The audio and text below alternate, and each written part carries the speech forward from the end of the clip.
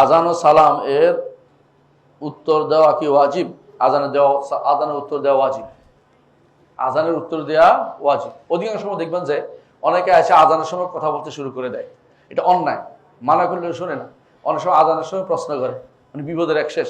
একজন মানুষ যদি বলে যে অপেক্ষা করুন, শুনবেন আমার, তার এখনই কথা বলবে, এরপর আজান শেষ, দেখবেন ওর প্রশ্ন শেষ। আজানের সময় শয়তান তাকে প্রশ্ন মনে তুলে দেয়। এই জন্য আজানের সময় কোনো কথা বলবেন না। আজানের সময় শুধু আজানের জবাব দিবেন, পড়াবেন না। কোরআন পড়া থাকলেও বন্ধ করে দিবেন, বুঝছেন? হ্যাঁ, শুধু সলাতে থাকলে সলাত চালিয়ে যাবেন, আর এর বাইরে কোনো আবাদতে লিপ্ত থাকবেন না। আজানের সময় সমস্ত আবাদত মুক্ত থেকে শুধুমাত্র আজানের জবাব দিবেন। এই জবাব দুই প্রকার, একটা হচ্ছে আমলি, একটা হচ্ছে কাউলি। কাউলি জবাব দিবেন আল্লাহু আকবার, আল্লাহু আকবার। আপনি বলবেন আল্লাহু আকবার, আল্লাহু আকবার, আল্লাহু আকবার, আল্লাহু আকবার বলবেন। আশহাদু আল্লা ইলাহা আশহাদু আল্লা ইলাহা ইল্লাল্লাহ আশহাদু আন্না মুহাম্মাদুর রাসূলুল্লাহ আশহাদু আন্না মুহাম্মাদুর রাসূল। আপনি বলবেন আনা ওয়া আনা ওয়া আনা, আমিও সাক্ষ্য দিচ্ছি। ও আনা বলতে পারবেন না, বলবেন ও আনা। যখন আশহাদু আল্লা ইলাহা ইল্লাল্লাহ বলুন আনা ওয়া আনা আশহাদু আল্লা ইলাহা ইল্লাল্লাহ।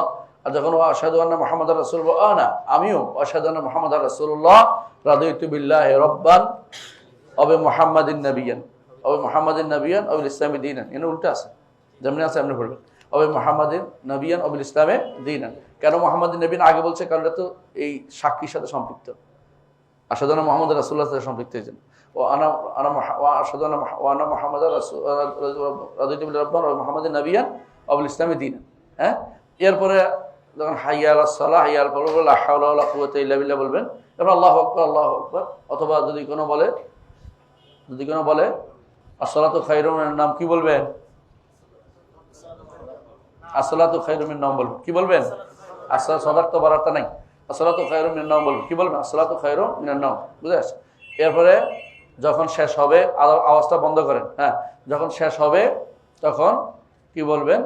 সালাত, রাসূলের উপর সালাত। আল্লাহু আকবার, আল্লাহু আকবার, লা ইলাহা ইল্লাল্লাহ, রাসূলের উপর সালাত। আল্লাহুম্মা সাল্লি আলা মুহাম্মাদ ওয়া আলা কামা সাল্লাইতা আলা ইব্রাহিম ওয়া আলা আলি ইব্রাহিম ইন্নাকা হামিদুম মাজিদ পড়বেন। এরপরে আল্লাহুম্মা রাব্বা হাযিহি দাওয়াতিত তাম্মা ওয়াস সালাতিল কায়িমা আতি মুহাম্মাদানিল ওয়াসিলাতা ওয়াল ফাদিলা ওয়া দারাজাতুর রাফিয়া নাই, ওয়া দারাজাতুর রাফিয়া বাড়াবেন না, বুঝলেন তো? আতি মুহাম্মাদানিল ওয়াসিলাতা ওয়া বা'সু মাকাম মাহমুদুল ওয়া'তা ইন্নাকা লা তুখলিফুল মিয়াদ ওয়ারযুকনা শাফাআতু ইয়াউমুল কিয়ামা। এটা বলার নাই, নাই, এটা বাড়াবেন না। যেটা হাদিসে আসছে এটুকু বলবেন, বুঝে আসছে? এরপরে আপনি যদি নিজে দোয়া করেন কবুল হবে, হাদিসে আসছে। এই যে তখন দোয়া করা কবুল, আযান একামতের মাঝখানে দোয়া কবুল হবে। একামতের দোয়া, একামতের কি উত্তর দিতে হবে? একামতের উত্তর দেওয়ার কোনো সহিহ হাদিস নাই। একামতের উপর কোনো সহিহ হাদিস নাই। তবে একটা আম হাদিস আছে, এটা যে মান ক্বালা কামা ক্বালাল মুয়াদ্দিন, মুয়াজ্জিন যেভাবে বলে, যে ব্যক্তি তার মতো করে বলে, তো সেই হিসাবে মুয়াজ্জিন যেভাবে বলে, কেউ যদি বলতে চায় বলতে পারে আল্লাহু আকবার, আল্লাহু আকবার, আশহাদু আল্লা ইলাহা ইল্লাল্লাহ, মুখে উচ্চারণ করতে পারে, দোষ নাই। কাউকে অর্ডারও দিতে পারবেন না, আর কেউ করলে মানাও করেন না, বুঝছেন কিনা?